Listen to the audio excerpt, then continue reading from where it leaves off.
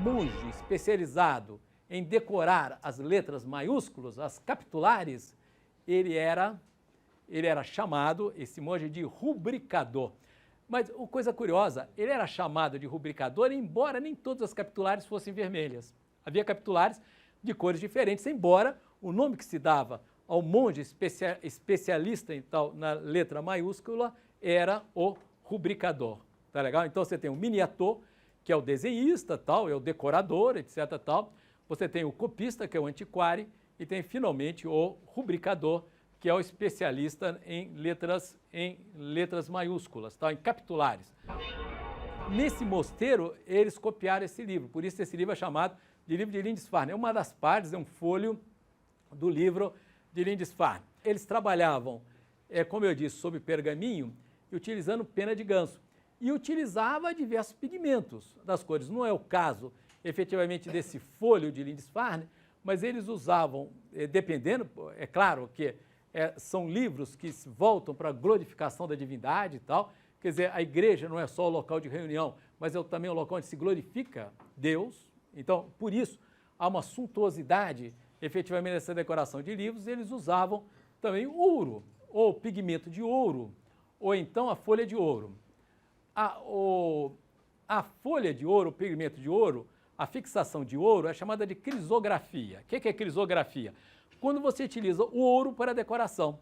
Ou argentografia. O que era argentografia? Quando você utilizava, efetivamente, o pigmento de prata para decoração. Você pode usar pigmento de prata ou pigmento de ouro. Você pode usar tanto o pigmento do ouro quanto o pigmento da prata, quanto a folha do ouro ou a folha da prata. Só que a aplicação do ouro e a aplicação da prata, efetivamente, sob a página, tem esse nome, ou crisografia, ou então argentografia. Agora, é claro que aí, no caso específico do livro do Lindisfarne, você tem uma série de cores, etc., tal, uma série de pigmentos.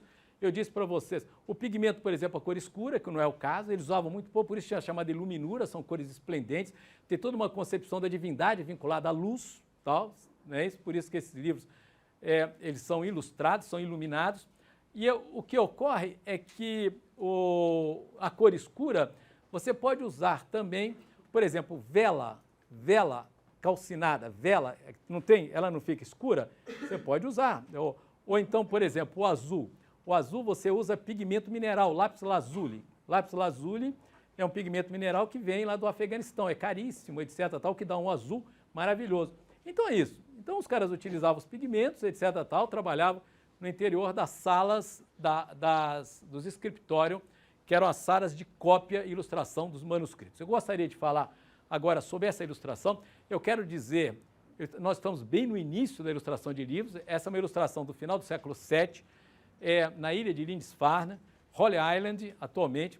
Os monges estabeleceram na ilha de Lindisfarne, depois houve uma invasão viking, no final do século VIII, por volta de 793, os vikings, é o início das invasões vikings da Europa, dos normandos, os caras que vêm da Noruega, vinham lá daqueles fiordes noruegueses, tal. Os últimos povos europeus a serem cristianizados foram os vikings. Então eles atacavam esses mosteiros.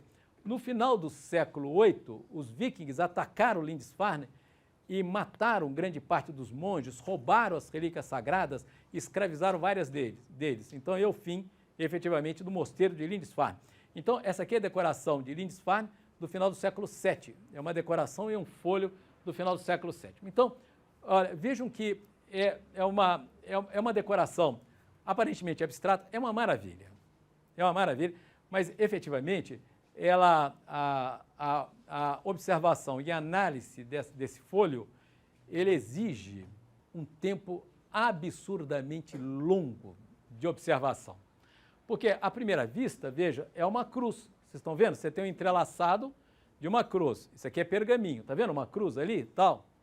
Ocorre que sobre essa cruz, e entrelaçado nessa cruz, você tem uma série de formas sinuosas, não tem? Você não tem um linealismo muito expressivo? Tem ou não tem? Que são linhas. Quais são as figuras geométricas que vocês observam ali? Tem círculos? Tem volutas? Tem ou não? Hein? Então, há labirintos, são labirintos de linhas, labirintos, etc., arabescos, etc., tal. O que ocorre é uma coisa extraordinária, feita extremamente cuidadosa, tal, que realmente exigiu um grande tempo. O que ocorre é que no interior desse labirinto de linhas, etc., tal, há uma espécie de mundo subterrâneo, que aí você tem uma representação de animais, de serpentes, de dragões, de aves, etc., tal, mas que está justamente no interior desse rendilhado. É claro que isso tem um significado, porque a cruz, ela se sobrepõe a tudo isso. Aqui, ó, há dois pássaros maravilhosos, tal, e aqui, e ele se repete de uma maneira simétrica aqui. Serpentes, há um enredado de serpentes, de cobras, etc., tal, e nós sabemos qual é o significado da serpente, não é isso? É para o cristianismo. Então é isso, dragões, serpentes, pássaros, etc., tal. Então você tem um mundo que palpita justamente nesse emaranhado. Então você tem desde esse efeito de conjunto, que eu chamei, usei uma expressão, eu não sei se ela é efetivamente correta, certa, tal, você tem quase um efeito holístico, onde o conjunto predomina até as particularidades, desde que haja uma observação extremamente longa e atenciosa e acurada. Tá legal? Então é um trabalho extremamente cuidadoso, tem todo esse emaranhado dessas cores, etc. Tal. Então esse aqui é um livro de Lindisfarne, é do final do século VIII. É apenas uma página, eu quero dizer que esse Evangelho, esse Novo Testamento, ele é inteiramente ilustrado, só estou dando um exemplo de uma página no estilo insular. Tá legal? Esse estilo linear tal, é muito insular. Por que é insular? É porque é um estilo desenvolvido na Irlanda, na Escócia e na Inglaterra. No caso específico aqui, são monges irlandeses que se estabeleceram na Inglaterra. Tá legal? Quem fundou efetivamente esse mosteiro de Lindisfarne foi o Santo Aidan. Santo Aidan, que era um monge que veio da Irlanda. Tá legal? É ele que começa efetivamente a cristianização dessa região da Inglaterra. Aqui, bom, esse é maravilhoso. Esse é, eu disse para vocês, é o livro de Kells, ou de Kills. Esse livro é realmente extraordinário. Esse livro, ele está exposto ali no Trinity College de Dublin, isso na Irlanda. Esse livro a gente consegue ver, essas páginas a gente consegue ver. Se não me engano, ali está o folho, que é o folho 34, não é isso? E aí, justamente, o Evangelho segundo São Mateus. Uma coisa curiosa é que esse Evangelho, ele é copiado em latim, né? Você tem os copistas, não tem só a decoração. Você tem o texto em latim e tal. Uma coisa engraçada que o Evangelho de Kells é que eles não copiam só a Vulgata, traduzida pelo São Jerônimo. Tal, as pessoas comparam tal, o Evangelho em latim, que está no livro de Kells, e o Evangelho traduzido pelo São Jerônimo. Parece que eles usaram também traduções anteriores. E esse livro está incompleto, eles não conseguiram completar por uma razão simples. Esse livro começou ilustrado na ilha de Iona. O que é a ilha de Iona? São as Ilhas Hébridas. Sabe as Ilhas Hébridas que ficam entre a Irlanda e a Inglaterra, entre a Irlanda e a Escócia? Vocês conhecem bem a geografia europeia? Você tem a Inglaterra e aqui a Irlanda. E aqui você tem um rosário de ilhas, de pequenas ilhas, que são as Ilhas Hébridas. As Hébridas interiores e as Hébridas exteriores. Uma dessas Hébridas chama-se Iona, que eu imagino que seja a Iona. Não? E agora? É Iona. I-O-N-A, na ilha de Iona ou na ilha de Iona. O que é legal é que a gente não precisa de falar esses idiomas estrangeiros de maneira correta, a gente pode escolher, dependendo do nosso humor, a gente fala Iona ou Iona, dependendo do momento. Né? Bom, então, havia um mosteiro em Iona. É verdade, esse mosteiro, ele foi construído, tal, pelo São Columbano. Quem é o São Columbano? São Columbano é o santo que cristianizou a Escócia. Então ele fez em Iona um mosteiro. Ocorre que esse livro, que é o livro de Kells, ele começou a ser ilustrado em Iona, no mosteiro de Iona. Mas aí houve uma invasão dos vikings. Os vikings nesse período, etc., tal, eles estão arrasando, atacando essas ilhas. Então os monges abandonam Iona e vão para a Irlanda. Em Kells, no mosteiro da Irlanda, eles não terminam, essa ilustração ela ficou inconclusa, eles não terminaram, essa é uma das páginas justamente do livro de Kells, que começou em Iona e terminou efetivamente na Irlanda. É uma maravilha. Aqui você tem duas letras grandes, não sei se dá efetivamente para perceber, tá vendo? Aqui você tem um X. Por que é um X? É um X porque são as duas primeiras letras do nome de Cristo em grego. O livro foi copiado em latim, mas esse folho, essa página, é a decoração das duas primeiras letras do nome de Cristo em grego, que é o Ki. Quem é o Ki? O Ki é o X. E o Rho. O que é o Rho? O Rho é esse P.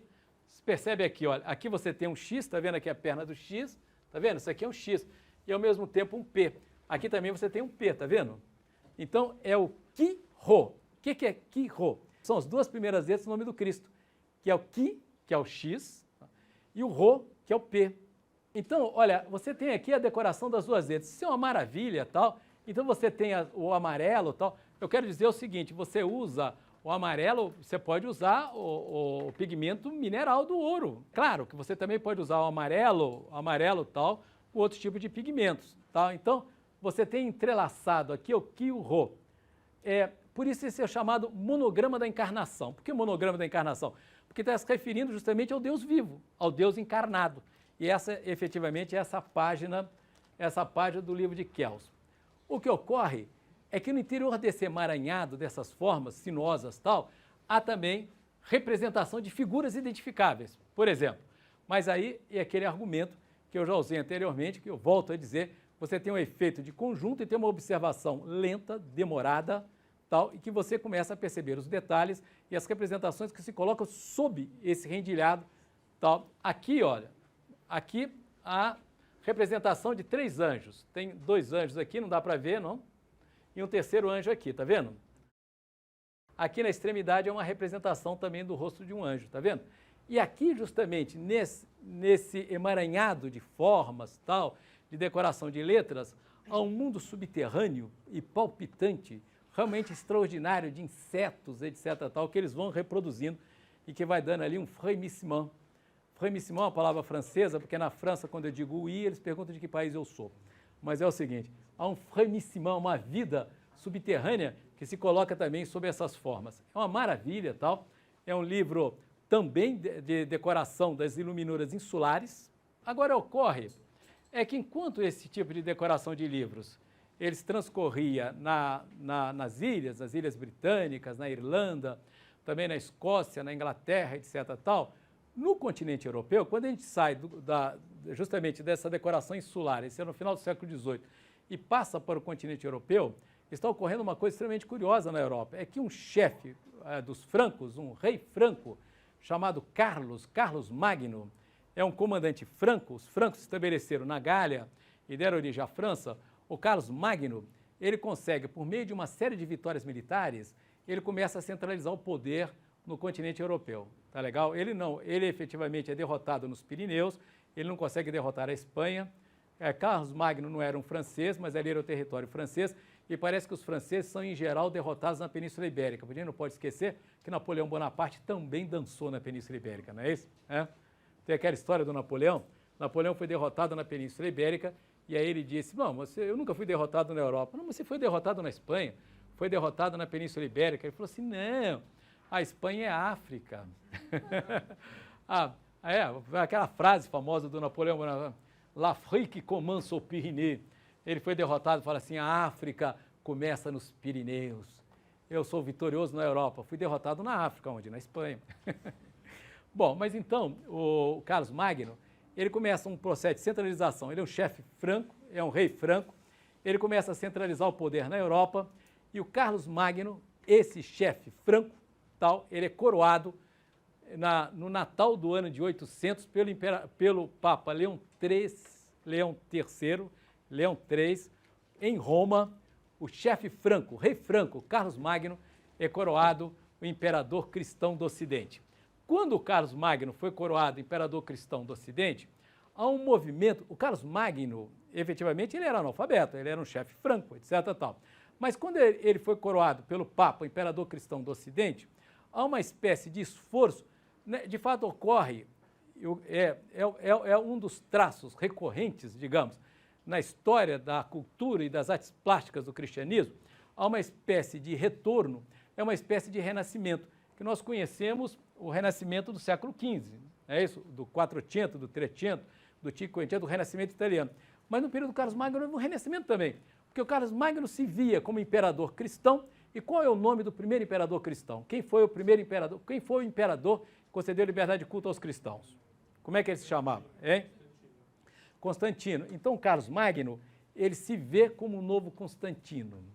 Tal. Quer dizer, como o imperador do Ocidente, imperador cristão do Ocidente, e no período do Carlos Magno, há um esforço de restabelecimento da cultura do Império Romano da época do Constantino, que foi efetivamente o primeiro imperador cristão. E em vista disso, a decoração de livros, o trabalho dos mosteiros, no Império Carolíngio e tal, tenta ou busca restabelecer esses padrões culturais plásticos, clássicos, tal, do período do Império Romano, da época do Constantino. Então eu vou mostrar para vocês aqui algumas decorações de livros, justamente dos mosteiros do Carlos Magno. Por exemplo, esse daqui.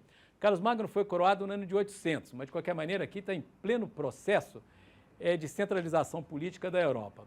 É um manuscrito da época do Carlos Magno, que se encontra na Biblioteca Nacional de Paris, tá vendo?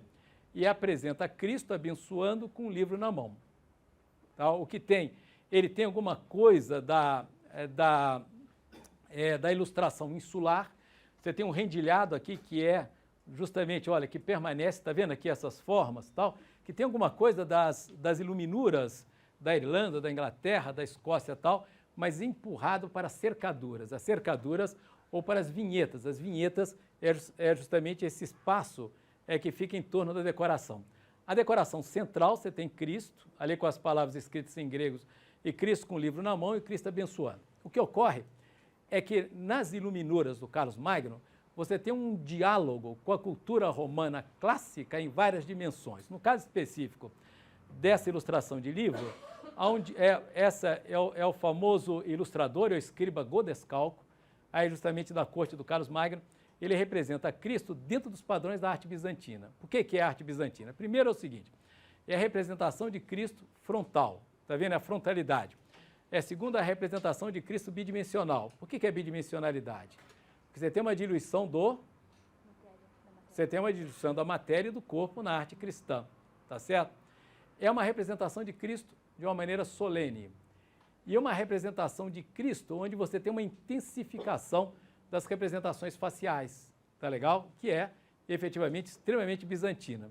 Agora, ocorre que nas ilustrações de livros do Carlos Magno, no período do Carlos Magno, eu quero dizer, novamente, continua uma arte feita para monges e por monges, tá legal? Mas só que esses ilustradores, eles trabalham nas salas, nos palácios do Carlos Magno.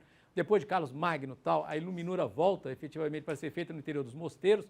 E aqui é uma ilustração também do período do Carlos Magno, que também está na Biblioteca Nacional de Paris, e é a representação de São Marcos.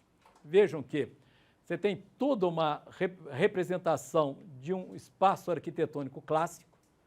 Dá para ver ou não? Olha, o arco de semicircunferência, as colunas, tá vendo? O capitel coríntio, tá vendo? Aqui é o símbolo de São Marcos, que é o leão alado, ele está com a Bíblia, com o livro aberto, tal. Aqui tem uma cortina que se abre.